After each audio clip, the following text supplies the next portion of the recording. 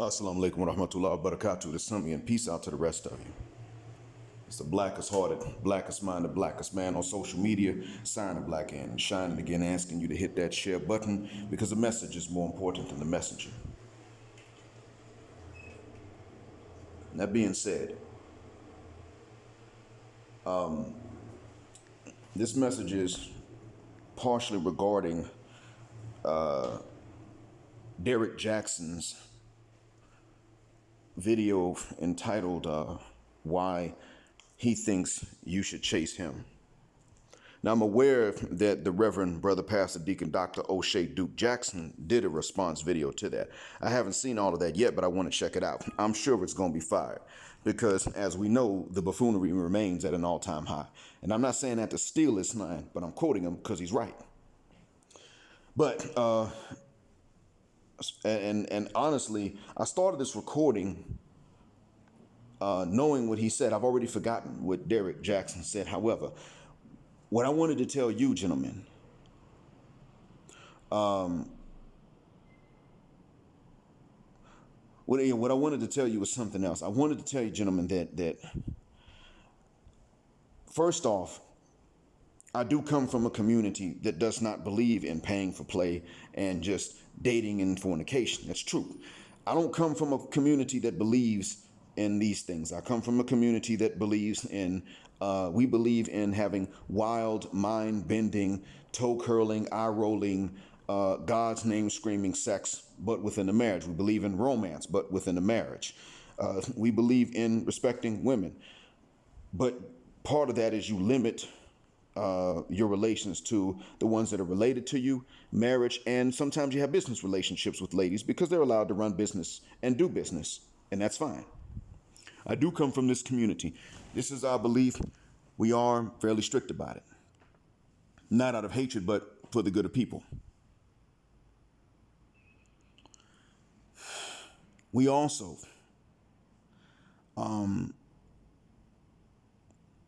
we are very easily expected to be the first to call the black male masses back to family and responsibility and fatherhood. I agree wholeheartedly with these things in every normal scenario.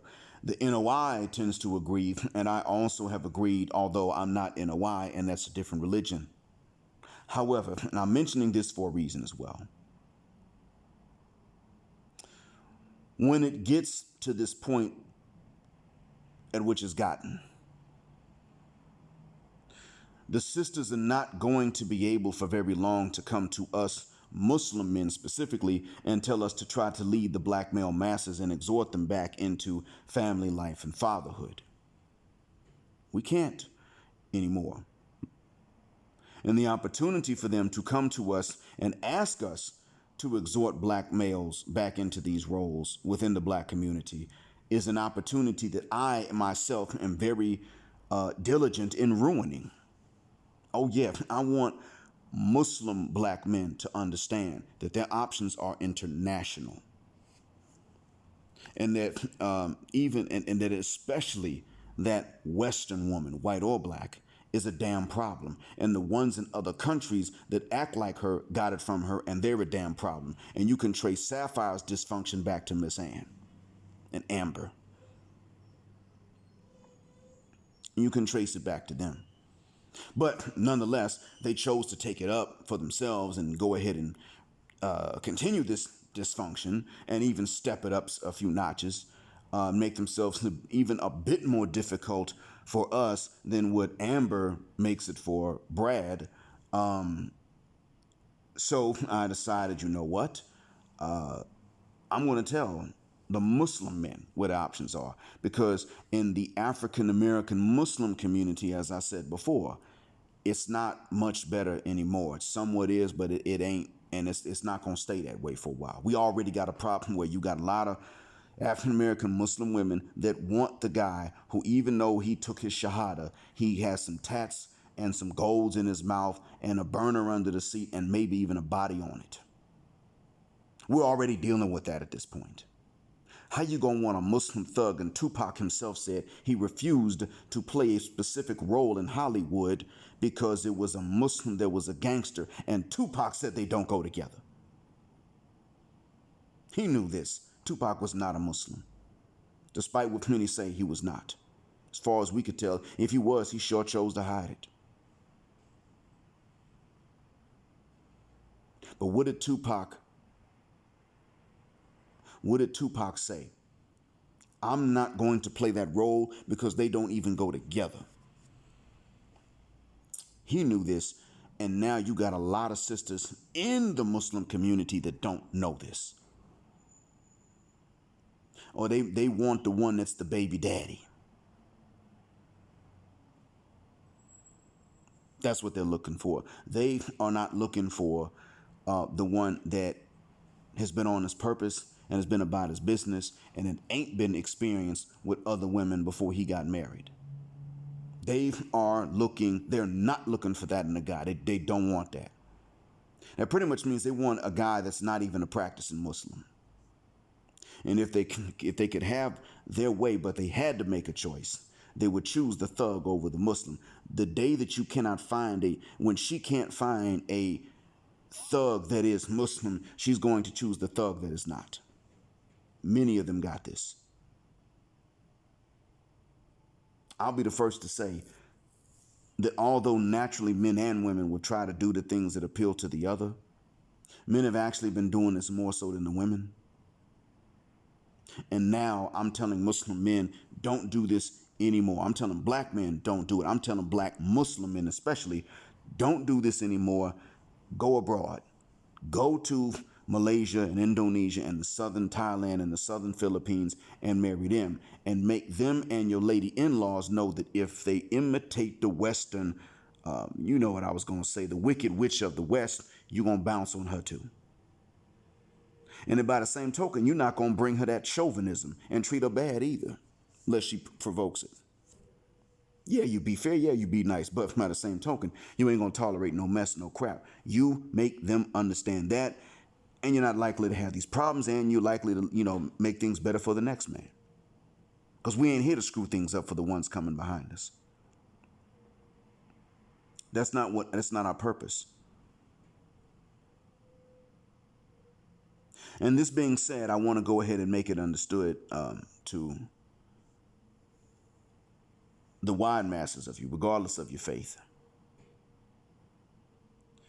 that any of you, for whatever spiritual reasons, who do believe by default in being husbands and fathers, need to understand that our situation is abnormal, and therefore it is not your fault that you cannot exhort these men to be husbands and fathers to the masses of the wicked witches of the West, white and black alike. It's not your fault you can't say that with a clean conscience. And it ain't the man's fault either. Now that we got that out the way, you men must understand that the reasons that you should feel like she should chase you are that, number one, it's already not even illegal on paper to ask them for their phone number, but it is so socially illegal that it is practically illegal. Because at this point in the game, if you are not her type and you ask her, she can put a report on you.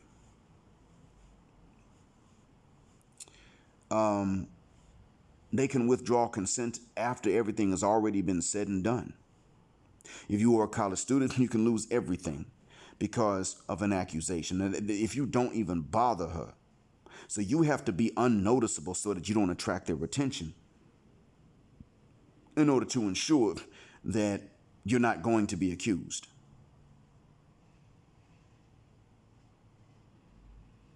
This is real. Men are going to these colleges, they're facing accusations that don't have to be proven. They're kicked out, they lose the tuition money, and they can't go back. And they can't get their degrees, and they're just stuck. Yes, they should have to chase you when they've succeeded in getting something like this. You can thank Obama for that. Yes, They should have to chase you because they've already chased after guys that have done a hell of a lot less than you. It's just that when they get old and they get sick of chasing these guys, then they want to be pursued, but they don't want to be pursued by them. They want to be pursued by you. That's not fair to you. They should chase you too. Or leave you the F alone. The other reason. Many of you in the audience are actually more successful than I am. Now, I'm stable. I'm thinking. I'm competent in my skill. But many of you are actually more successful than I am. My life is somewhat ruined. And it's usually because of decisions I made trying to be, first, a good man to women. Good boyfriend, good husband, good father. I didn't get to succeed in any of these things in the United States. And the whole time I thought it was just me. Come to find out, no, it's not me, it's them. They kept moving the goalpost. It was always them. When I was young, I made the same mistakes any guys make when they're young. But when I outgrew those mistakes very quickly. So what was left? It was them. And eventually I was told it was them. And it was for a very dumb reason that I had to face mixed signals and mixed messages and over-analysis and very harsh judgments. I was actually facing a reverse prejudice. A reaction to a prejudice, a bias, was now being applied against me instead of being applied against the men that started it. And I was one guy, but that's it. You know, the consequences are here. Now, I'm not here to cry about it. I'm here to tell you that if I am less successful than many of you, and I still yet would deserve to be pursued before having to pursue one of them, then how much more do you deserve? You see? Simply based on what they don't offer and what you will, they should be pursuing you. And yes, when you go elsewhere, when you go into other lands and other cultures, it is okay to somewhat pursue them, somewhat, but more than you would pursue a Western woman. It is perfectly okay to say, you know what, I may talk to Mei Ling for a little bit, see what signals I get back from her. Better yet, you know what, I may talk to Mei Ling Habiba, talk to her, see if she doesn't mind me talking to her dad or her older brother, then talk to them and see what we can work out. It's okay to say you will do that, but then when you come back into the States, if she wants you, she needs to walk up to you and say to you, this is how you reach my dad, and the three of us can sit down and talk. It's perfectly okay to do it. Not because she's black, but because she's Western. That's why.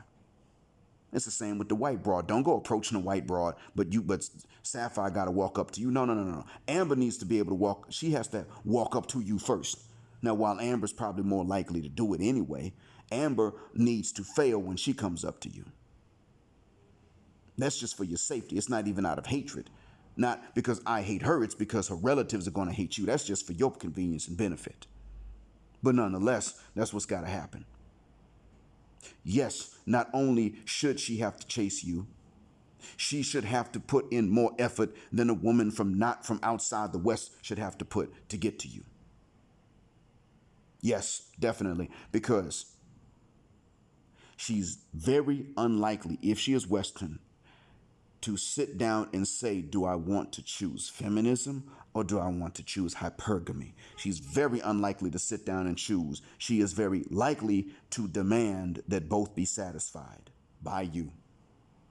That right there alone means that she should be coming to you. Actually, that right there alone means that she should be by herself. That's what it means. Hands down. Western women usually, almost all the time, do not choose between the two. You better not tell them what to do, and you better take care of everything. That's how they roll. And that is reason enough that they should have to pursue you and never succeed in getting you, while you were pursuing a woman from another culture that has some sense. Not necessarily because you hate the Westerner. It's just simply that she has earned it. Because her culture deserves that. I hope that what I'm saying one day will not be true in the future. In the meantime, I hope it helps you. The blackest hearted, blackest minded, blackest man signing off. Assalamu alaikum in black male power just because Master Charlie, Miss Ann, Amber, and Sapphire don't like it.